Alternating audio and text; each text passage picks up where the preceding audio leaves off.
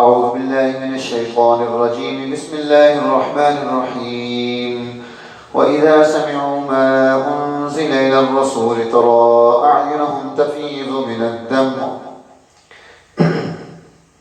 یہ آج ہمارا تفسیر قرآن کا 7واں پارہ ہے۔ اس سورہ مبارکہ میں جو اس کی پہلی صورت ہے المائدہ ہے، یہ پیچھے سے چلی آ رہی ہے، کچھ حصہ اس کا یہاں پر ہے، آگے اس بارے کی دوسری صورت الانعام ہے۔ یہاں اللہ تعالیٰ نے رہنمائی دی ایمان والوں کو، لا تحرموا طیبات ما احل اللہ لکم، جو چیزیں اللہ نے حلال کی ہیں تم انہیں حرام مت کرو، اور فرمایا وَكُلُوا مِمَّا رَزَقَكُمُ اللَّهُ حَلَالًا طَيِّبًا، کہ تم جو اللہ نے تمہیں پاکیزہ اور حلال چیز دی ہے اس کو کھاؤ۔ اور تیسری چیز یہ ارشاد فرمائی وَلَا تَعْتَدُوا، حد سے تجاوز نہ کرو۔ اب یہاں پر دو چیزیں ہیں، ایک تو ہم رمضان شریف ہے تو ہم کھانے میں اعتدال رکھیں، حد سے تجاوز کرنا یہ جو ہے بیماریاں پیدا کرتا ہے، تو اس لیے ضرورت کے مطابق کھانا چاہیے، یہ نہیں کہ سموسے پکوڑے چاٹ جو الا بلا ملا سارا اندر کر لیا۔ اب بغیر کی نماز پڑھنے کے بجائے لیٹے ہوئے ہیں کہ کسی طریقے سے جان سنے تو اٹھیں، بھائی ڈالنا ہی تھوڑا تھا تاکہ جان سنتی۔ دوسری چیز اس میں ہے کہ حلال اور طیب چیز کو کھانا۔ گزشتہ کچھ وقت پہلے کی بات ہے کہ ہمارے دوست ایک اپنے دوست کو میرے پاس لے کر آئے ملاقات کے لیے، کہ یہ اس کی ساری زندگی یورپ میں گزری ہے اور یہ جو یہاں آیا ہے وہ مسلمان ہے، روزہ تو رکھتا ہے، لیکن یہ روزے کا افطار کس چیز سے کرتا ہے؟ شراب کے ساتھ۔ وہ کہتا ہے حضرت اس کے بغیر مجھے تو سمجھ نہیں آتی، کھجور نہیں، کوئی نمک نہیں، کوئی چیز نہیں، شراب۔ تو میں نے اسے کہا کہ دیکھو بھائی بات یہ ہے کہ اس میں قرآن نے جو ہمیں حکم دیا وہ ہے حلال بھی ہو اور طیب بھی ہو، تو پاکیزہ اور حلال دونوں کو اختیار کرنے کی ضرورت ہے کہ آپ روزہ رکھیں، صبح سے شام تک بھوکے پیاسے رہیں اور شام کو تم نے شراب پی کر اور سارے پچھلے عمل کو برباد کر لیا۔ تو اس لیے اپنی ان چیزوں کو ہم نے بنیاد بنانا ہے کہ ایک تو ہم نے بہت زیادہ کھانا نہیں اور دوسرا حلال اور طیب کو اختیار کرنا ہے۔ پھر اللہ تعالیٰ نے چونکہ یہ المائدہ ہے تو مائدہ دسترخوان کو کہا جاتا ہے۔ الحمدللہ اب ہمارے ہاں رمضان شریف میں تو سارے اکٹھے مل کے کھاتے ہیں تو دسترخوان بچ بھی جاتا ہے۔ حضرت عیسیٰ علیہ السلام کے حواریوں نے ان سے کہا کہ کیا اللہ یہ کر سکتا ہے کہ ہمارے اوپر آسمان سے دسترخوان نازل کرے؟ انہوں نے فوراً کہا اتقوا اللہ، اللہ سے ڈرو۔ انہوں نے کہا نہیں ایسی بات نہیں ہے، ہم اللہ پر ایمان رکھتے ہیں، بس ہم یہ چاہتے ہیں کہ ہمارا ایمان ان چیزوں کو دیکھ کر اور مزید ترقی کر جائے، بڑھ جائے۔ تو اللہ تعالیٰ نے ان کی دعا پر دسترخوان نازل کیا جس میں انواع و اقسام کی نعمتیں موجود تھی۔ چلو ان کو تو مل گیا۔ کہتے ہیں کہ جب یہ یہاں پر مسلمانوں کے عروج کے دور میں تاتاری جب یہاں پر آئے اور غالب ہوئے، اس وقت میں یہاں پر ہمارے اہل علم کس چیز پر بحث کر رہے تھے کہ جی عیسیٰ علیہ السلام پر جو دسترخوان نازل ہوا تھا اس دسترخوان میں جو روٹی آسمان سے جنت سے آئی تھی وہ خمیری تھی یا بطیری تھی؟ ظاہر ہے آپ پٹھانوں کی اور پنجابیوں کی جنگ تو کرنی، اس لیے ہم نے اس طرح کی بحثیں چھوڑی، یہ چھیڑی۔ یہ جو ہیں یہ سماج اور سوسائٹی کی ترقی کی بحثیں نہیں، اس لیے اللہ نے خمیری نازل کی اور یہ بطیری نازل کی، کالا جو بھی مل جائے۔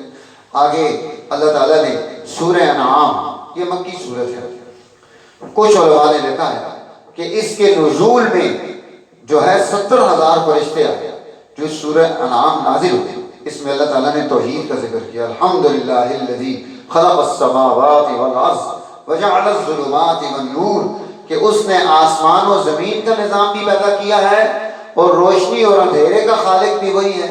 دنیا میں مختلف قوموں نے مختلف خدا بنائے، کسی نے 3 خدا بنائے، کسی نے 360 بنا لیے، کسی نے 32 لاکھ بنا لیے، کسی نے ہر پتھر کو کہا یہ بھی خدا ہو سکتا ہے۔ تو اس طرح سے دنیا کی قوموں میں اللہ کے اس تعارف کو مٹایا گیا۔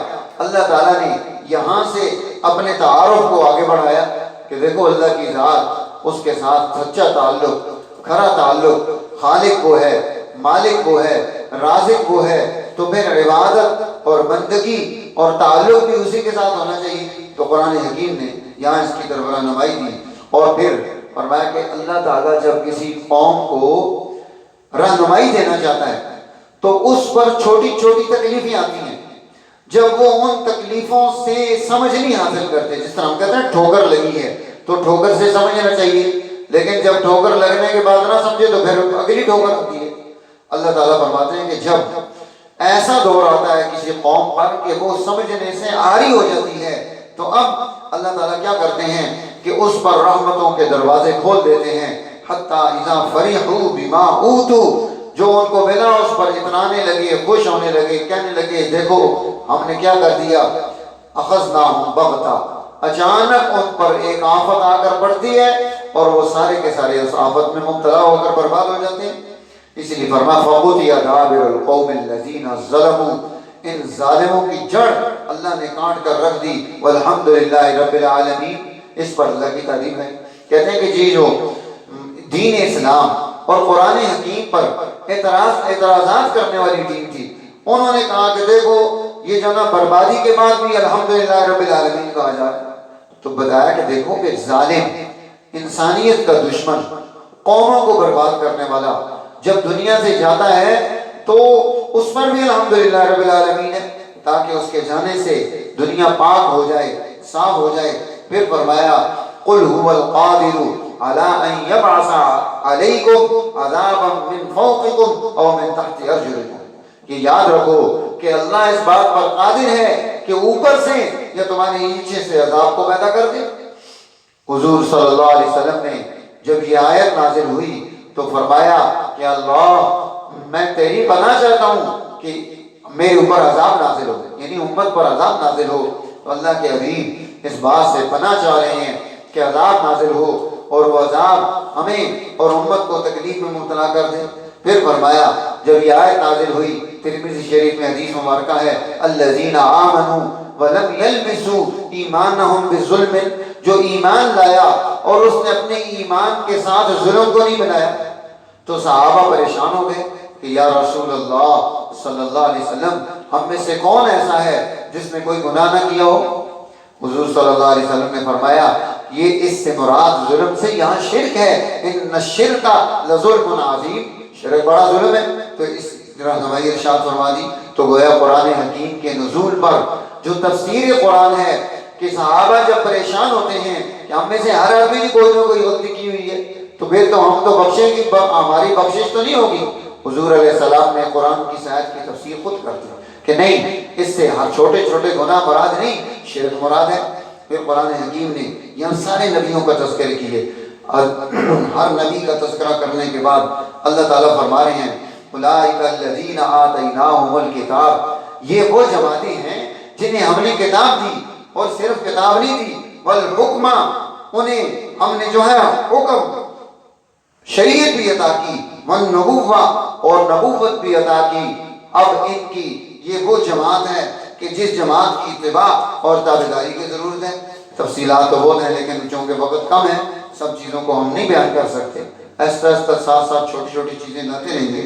پھر قرآن حکیم نے اس کے آخری رکوع میں یہ بات ارشاد فرمائی وَلَا تَسُبُّوا الَّذِينَ يَدْعُونَ مِن دُونِ اللَّهِ، کہ جو اللہ کو نہیں مانتا، کسی اور کو خدا بنا کر بیٹھا ہے، اس کے اس نا خدا کو برا مت کرو۔ فَيَسُبُّ اللَّهَ عَدْوًا بِغَيْرِ عِلْمٍ، وہ نادانی میں، بے علمی میں تمہارے سچے خدا کا انکار کر دے گا۔ تو یہاں سے ہمیں یہ بھی رہنمائی ملی کہ آج ہمارے ہاں جو فرقہ واریت ہے، جو نفرتیں ہیں، ایک دوسرے کے چھوٹی چھوٹی باتیں لے کر ہم فتوے لگا رہے ہوتے ہیں، دین اسلام کا اسلوب طریقہ کار یہ نہیں ہے۔ جب اللہ تعالیٰ اپنے مد مقابل کو بھی برداشت کر رہا ہے اور مسلمانوں کو حکم دیتا ہے کہ اس کو برا مت کہو، تو پھر ہم مسلمان ہو کر مختلف اگر ہمارے اندر کوئی فرقے پیدا ہو گئے، کوئی کس میں ہے کوئی کس میں ہے، تو ہم کسی پر کس طرح سے فتویٰ لگا سکتے ہیں؟ اللہ تعالیٰ عمل کی توفیق نصیب فرمائے، سعادت عطا فرمائے۔ وآخر دعوانا